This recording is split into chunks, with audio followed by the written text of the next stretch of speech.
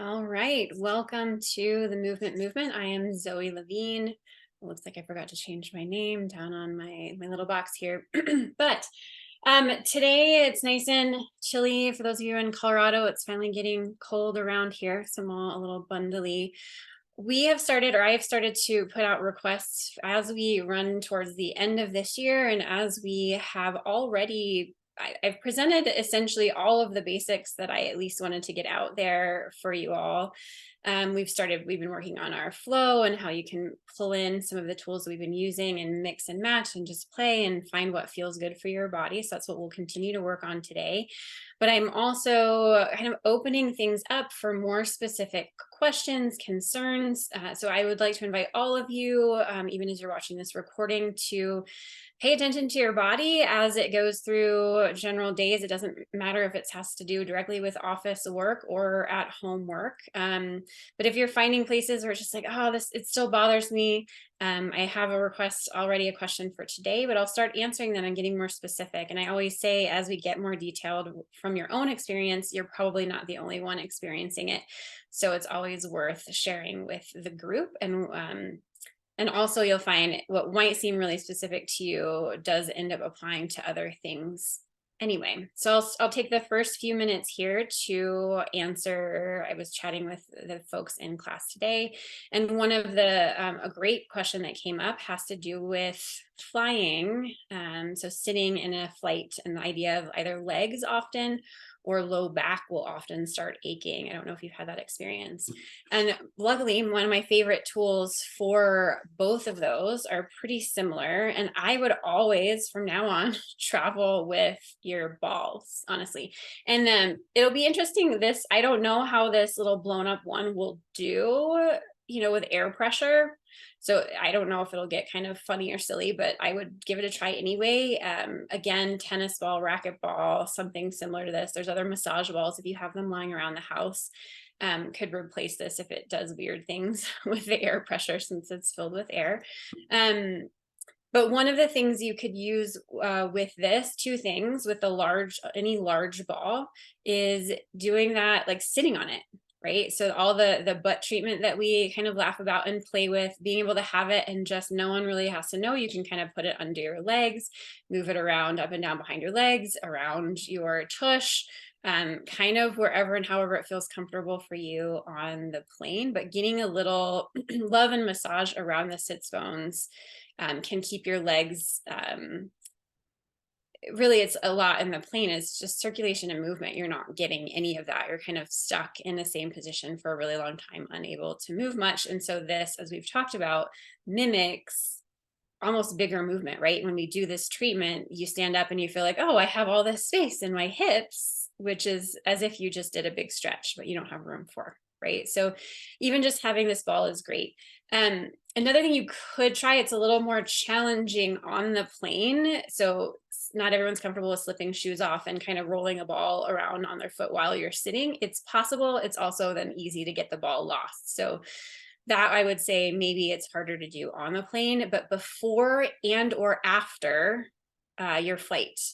And you could do this in the airport directly or before you leave for the airport. And again, when you get to where you're going, but just some stepping all over the ball and rolling. So any part of the foot treatment that you remember or that you enjoy, but definitely stepping all over this ball with your feet kind of right after, right before. That's something, I mean, maybe you're more comfortable at the airport, kind of slipping shoes off and having a little moment for your feet before you have to sit down on a long flight. So it depends on what you're up for. Those are two super great tools, very easy to travel with.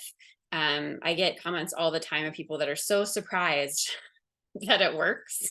Like, of course it works. So surprise yourself, tell me how it goes.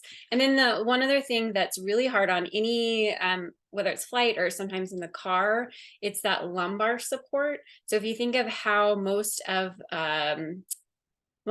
chairs and definitely in airplanes and in cars, get our spine to do that thing that we talk about in the chair too, right? To kind of sink back into it, right? To have that low back get out of its normal curve. I'm just going to show you that curve that we're looking for. I have a little demo here and then we'll get moving. So ideally we have this lumbar curve. That's the shape that our spine likes to be in. It should be able to move everywhere, really flowing. But for hanging out, it likes to have this curve in, right? And then the lumbar spine where your ribs are, and then the neck up here curves in as well. But when we sit, it goes the other way. So all of these curve backwards, and you kind of squishes some of these discs a bit for long periods of time. And that's generally not comfortable, even though it feels like, oh, I'm comfortable and kind of just hanging out. It's not always comfortable for the spine to hang out that way for long periods of time. So I always travel with actually a vest like this is perfect, because you might get chilly, or like a jacket that has a little bit of a squish to it. And I would just take off that jacket or whatever, and kind of have my layer that I can also kind of just fold into a little lumbar cushion and sit, kind of stick it right behind the lumbar spine. And you would adjust if that's too thick, if your butt's all the way back and you have that curve, and then you can lean back over it and let your ribs hang out. And that often can be a better position for your lower back to hang out in for longer periods of time, and just building a little lumbar support, like a lot of the more ergonomic office chairs will have that built in for you. That can do wonders to just give yourself that. Yeah, it's just a bolster, like we talk about all the time, for your low back. So those are the two things. Bring the balls, bring something kind of like this that, I don't know, can also be a layer. It can be a little lumbar support. You don't have to have it on the whole time. If you get chilly, you can always put it on, but it's nice to have as a possibility, so you're not in the same kind of sunken back position the whole time. Does that make sense? So try that. And very simple tools, very easy to do, and can make a huge difference for flying and for driving. Sometimes you could try. It's a little bit harder when you're the driver to mess around with the balls, but the lumbar support is typically pretty easy for you. All right, so I do want to have us have a little bit of a flow today. It'll be mostly upper body, neck, shoulder focus. So I'll turn on a little background music. We'll use the same, my brother's same stuff here. Let me turn the volume down a bit, and we'll just get a little upper body flow. And let's start. I see Chris and I love the impulse to do some circles. That's right where we're going to start here. Can you hear my voice okay over the music? Just make noise at any time you can. Let's start. You can kind of feel the flow. The music kind of lends itself to letting you find a nice slow circle. I would encourage you not to, and giving the circle all the way with a lift up at the top, so it's not a drop back, but kind of a lift up. And maybe don't think of going to your edge. Just go kind of circles in one direction. Don't feel like you're dropping all the way to an edge right now. You're just kind of finding a little gentle, like hydrating flow, right? Not finding your biggest stretch, just kind of getting a little buoy in your neck, following the idea of just a gentle kind of music coming out of it. And reverse the circle. Again, not full range of motion, more for kind of finding a flow or warmth rather than end range.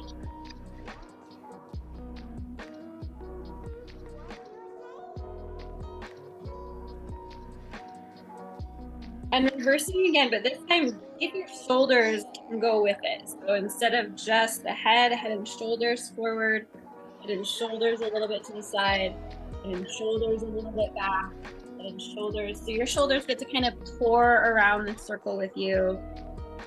Getting tall on your sits bones. Just, again, not end range. Finding some flow. And reverse that when you're ready. And your shoulders droop around this tall, this spilling over circle.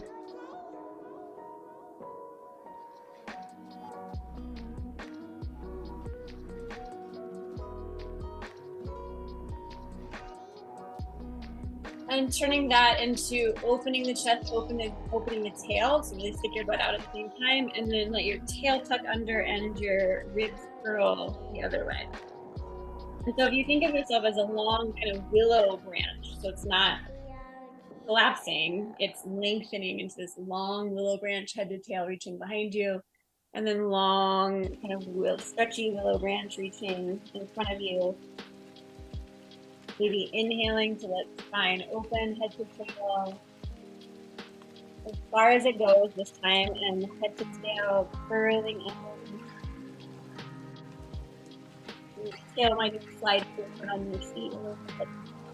Tail, as if the end points could be as far away from each other, even as you come back.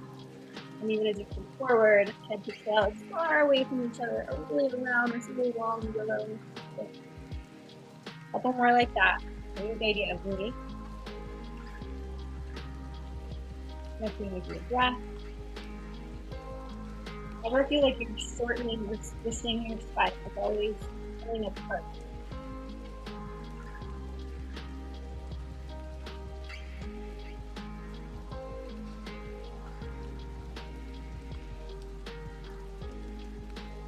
Good. Just add a little hip work here. Just cross one ankle to your other knee. So you gotta figure 4 with your leg. And from there, working more on your ribs are gonna go forward, and they're gonna kind of circle around to the side and push back behind you. You might just scoot forward in your chair for that. Sort of back your and they reach side, and then they come forward. So it's like you're trying to draw this really large circle with the sides of your ribs. The ribs are like a spoon that's kind of clearing out the batter from inside a really big bowl.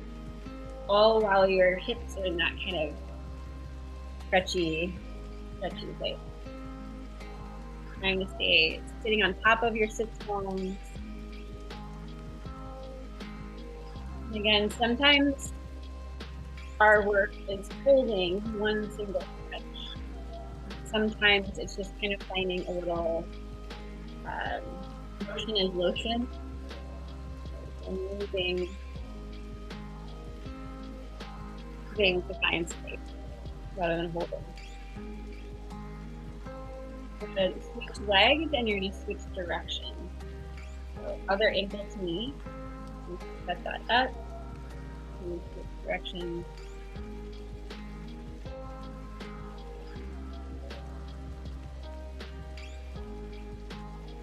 It might feel nice to play with inhaling as you open forward the chest and exhaling as you sit back.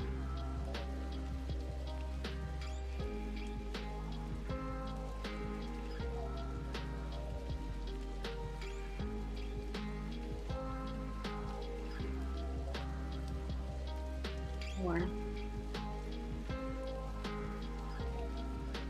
And taking your feet wide. If you're wearing clothing where you can let your knees be wide out to the side.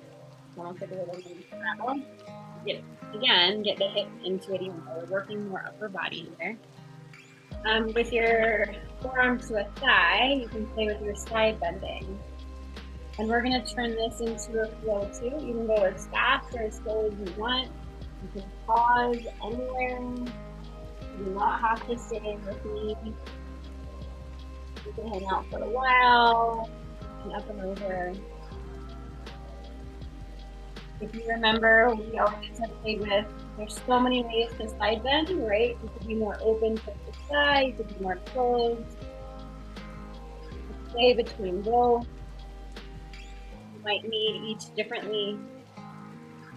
Take your time and see if you can really explore what would feel best for your body right now. Because ultimately you are your own best teacher. Once you have these tools, use them for what you need. Find the places that feel a little sticky or stuck and play there, move there, or stay there.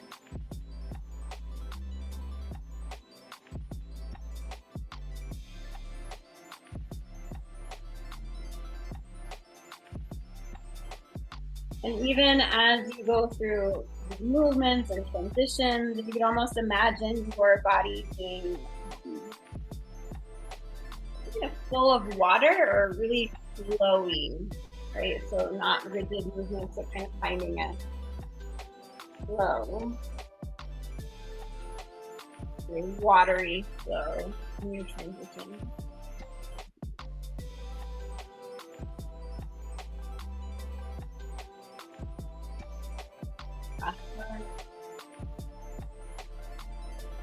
then with that, head into dropped ribs, snow roll. Pushing, remember, widening, back wide, bronches, out your ribs, top, out your ribs, feel the work from underneath. Press wide, and then match, move your wrists, and your fists. Your arms can do different things. Let them do some hard work, right? So we'll get some hard work to various things. Rotation. Begin that.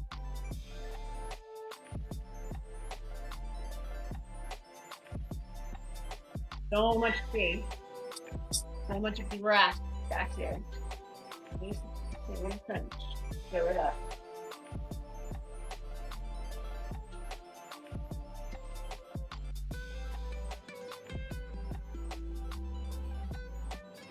Keep floating. Almost there if your arms are getting tired.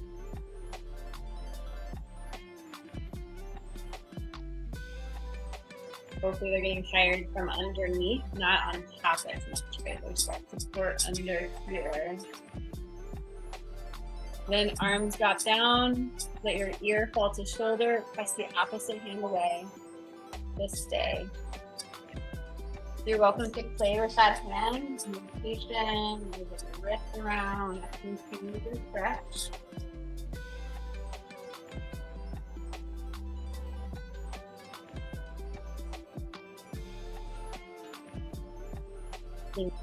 Pocket, same thing with the arms, explore what's needed there.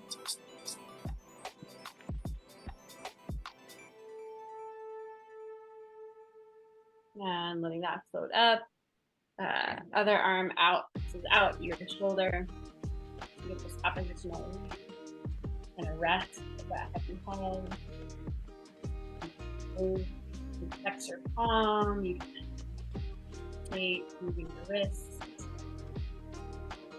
All the while explore where do you need the most length? Gently, right? In a way that feels like asking for more space in your brain.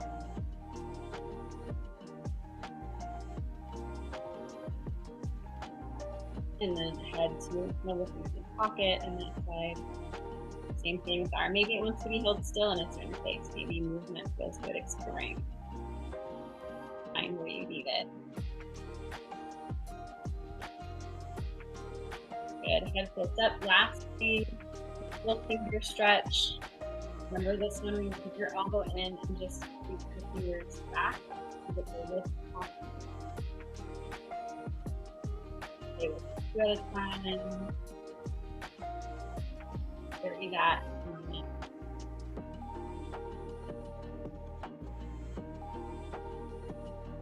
Same thing other side.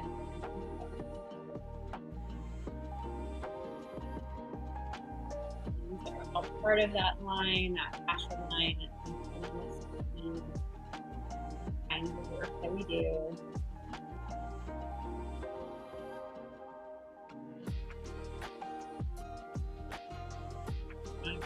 Go ahead and sit tall, let your arms hang out by your side, take a breath throughout your spine, your shoulders, your head, your arms, and notice any space that might feel a little different than before you started. A little freedom, a little space, a little ease, and that's what it's all about. Nice work today.